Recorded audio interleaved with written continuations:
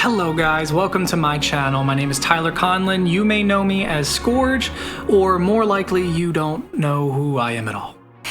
I've been in the music industry for about 10 years now, starting as an independent artist and eventually getting contracts to have my music in compilations, commercials, and some indie films, working my way up to even playing on stage with some of my personal heroes, Funcase and Barely Alive. That name drop was for maybe like 5% of the people that are going to watch this video, but it was a good one. Anyway, over my years of making music, I've learned a lot of lessons, some the easy way and some the hard way. I thought I could pass along a few of the things I wish I would have known when I was starting out to help make you a better musician. Let's get started.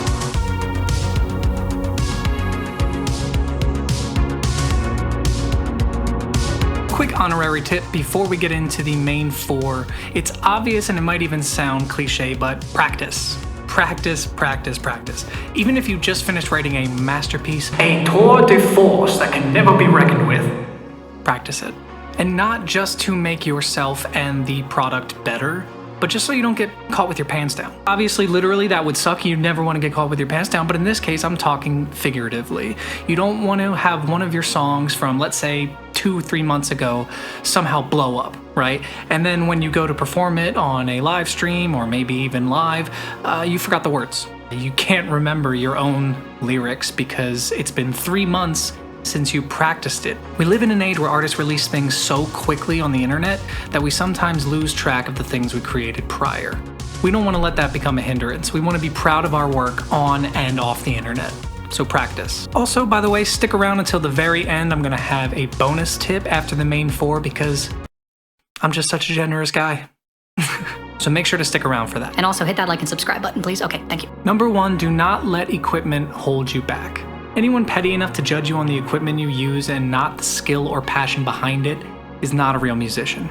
They're in it for the clout. And while clout can get you views, it doesn't mean you're a better musician. Don't get hung up on the, oh, if I never get this guitar amp, it'll never sound professional, or if I don't get this microphone, my voice won't sound just right.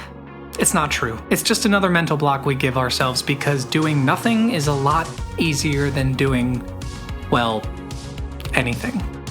Just grab the cheapest amp you can find on Amazon or the cheapest microphone you can get your hands on. Start recording. You can literally use your phone. Start recording, get it out there, and people will respond to it.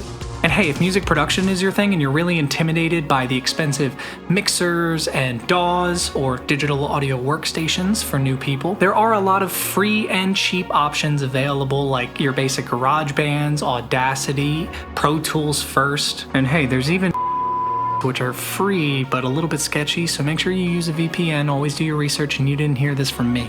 Okay, tip number 2.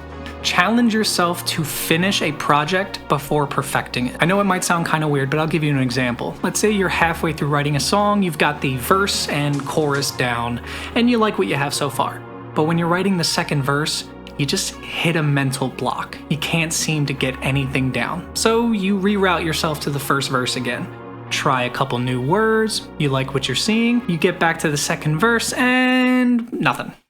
You still have nothing. So you do it again. Reroute back to the chorus, try rewriting some stuff you already have written, make it a little bit better, get back to the second verse again, and still nothing. It's really easy to get caught in this creative cycle where you focus on perfecting the thing you already have instead of making space in your head for new things. My tip for this is to just break through the barrier as quickly as possible. If you can't come up with a second verse, just write a few words that rhyme. Hell, they don't even have to rhyme, just write them down. Seeing something on the page will automatically give your brain something to work off of. You can start thinking, oh, well that word obviously doesn't work. Maybe I could use this one instead. Same thing works for instruments. Let's say you're writing a song and you have your verse written on guitar and you can't come up with a catchy chorus. Well, just try inverting some of the chords you already have. Who knows, you might come across something you never would have come up with in the first place. That's the magic of being creative. There's no real wrong answer, you just have to get to what you like the most. I like to think that the natural cracks start to show when you at least have something there, better than nothing at all. Sorry, my laptop is starting to make a noise, I hope it doesn't mess up this video. Anyway. Tip number 3, stop waiting for a label or manager to find you. While this still obviously happens for some, it's no longer the industry standard. There are too many musicians on the internet fighting for the spotlight.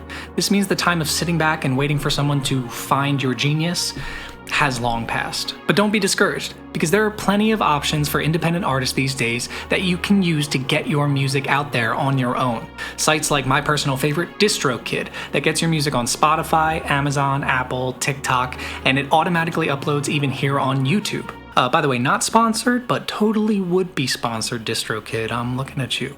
It's like the second wink I've done this video. I don't want that to be my thing.